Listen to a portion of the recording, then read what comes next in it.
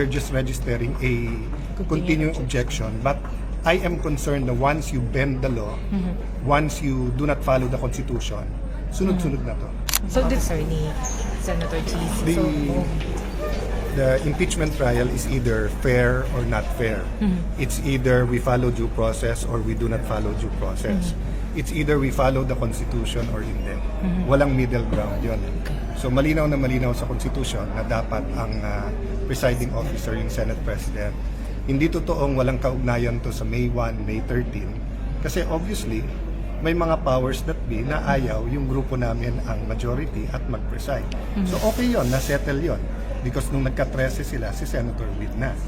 But bakit mag-e-elect ng ibang Senate President? At hindi ko sila maintindihan nung bring up ko na sa tamang forum yan, na bakit ang AMLA illegal na tinignan ang bank account ng 3 senador dito sa Senate. Ang sabi nila, wag i-take up dito, hindi tamang forum. So galit sila pag nagpe-Facebook ako, wag daw Facebook, kumarap daw sa kanila. Pero pagkaharap ko sila, galit din sila at wag daw i-take up dito. We cannot be blind na nagkaugnay-ugnay lahat ito. Having said that, ayaw natin maantala yung impeachment trial. That's why we're just registering a continuing objection. But I am concerned na once you bend the law, once you do not follow the Constitution, sunod-sunod na to. So despite po ng continuing objection ninyo ay patuloy kayo magpa-participate dito sa impeachment trial? Yes, kaya lang nga, magkakaroon ng mas maraming question on it.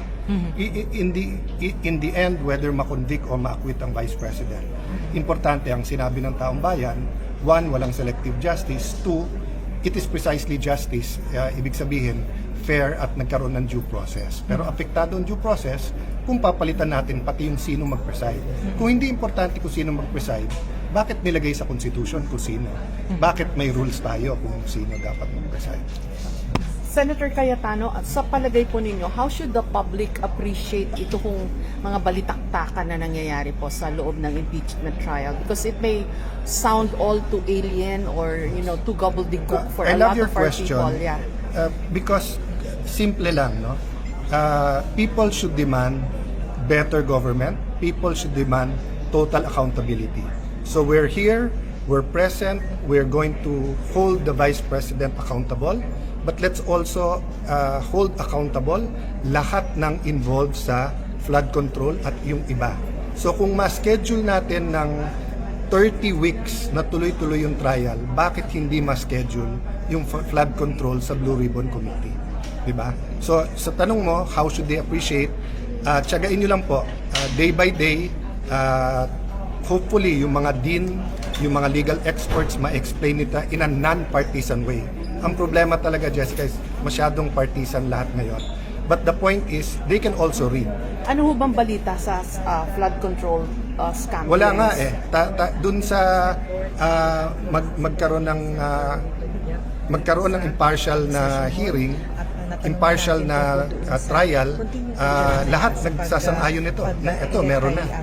Pero yung magkaroon ng Blue Ribbon Committee hearing at ilabas kung sino yung mga talagang witnesses, wala. Nagbibingi-bingihan, nagbubulag-bulagan. Tatakbo ho itong impeachment trial for over 7 months. Paano po yung legislative work ng Senado? Tatlo ang kailangan natin sabay-sabay.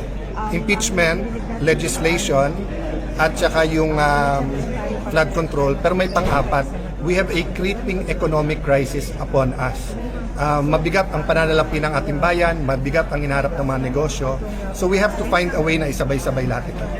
Salamat po. Thank you. Sir, ano po ang inyong pagbasa naman dito sa hindi pagpunta ng Vice President dito sa unang araw na impeachment trial? No, you do not judge the strategy. So ang order ng court ay pwedeng ang abogado or pwedeng yung Vice President. So it's just like a election campaign. In previous election campaigns, lahat ng kandidato pumunta.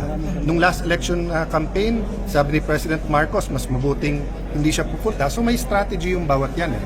So kami ang titignan namin, hindi yung strategy, yung ebidensya. So it's really up to both sides. I mean, the complainants, they can be there, pwedeng wala. Diba? Basta't nandun yung panel of prosecution. Parang it should not be taken against the Vice President. I won't comment on that kasi dapat nga neutral kami. Ang point ko lang, it's not illegal matter, it's a matter of strategy. Okay, and then sir, yung ngayon po nakakulong na si Senator Dante Marcoleta, nakasamahan ninyo sa minority bloc. Anong statement? Pupuntahan niyo ba si Senator Marcoleta? Definitely ay bibisitahin namin. Ang una, safety nila. Pangalawa, na dapat maka-attend sila. At hindi kami naniniwala na hindi nakatali lahat ito sa mga investigasyon sa corruption at sa lahat na nangyayari sa ating bansa. Common sense, tali-tali lahat to. Yung nangyari dito sa Senate ng May 11, May 13, June 3, yung pag-aresto ni Jinggoy Estrada, pag-aresto ni Senator Marcoleta, yung hindi paglabas, yung hindi pag-hearing ng Blue Ribbon Committee, nakatali lahat po yan. Hindi totoong hiwalay-hiwalay na issue yan. And then ang gusto niyo hubang mangyari, magpetisyon ang impeachment court? Ang gusto ko sana mangyari ay magkaisa yung impeachment court. Total, sinabi na natin na 16 to convict. So Magkaisa pagka po hindi na- maka-attend yung dalawa, considered ng acquittal yon. So walang mananalo doon. Opo. Kasi hindi lang ma-appreciate yung evidence. So pwede kaming sumulat or makipag-coordinate. When I say coordinate, hindi kausap formal na pleading sa Sandigan Bayan stating our case and asking them to allow the two senators to attend. To attend, pero kaya lang, si Senator Jinggoy po kasi suspended pa. Yes, pero suspended ba siya both as a senator and as a senator judge, or suspended lang siya as a senator? And in case na suspended siya as both, meron namang 3 months lang yun eh. Yung kaso na to mahigit 3 months. So hindi ba siya pwedeng manood at makita? Kasi iba yung personal eh, nakikita mo yung witnesses, at iba yung nakakapagsulat o note sa amin kung anong gusto niyang itala. Kahit po mag-observe kung suspended pa rin The sila. reality is, this is sui generis. So wala sa lahat ng libro ng batas ito at paano ngang ma-apply yung mga batas sa suspension, sa anti-graft. Kasi hindi naman nabasa lahat ng sitwasyon na katulad nito na ang dami na nakulong, marami pa silang gustong ikulong. Salamat po. Thank you, Senator Bel.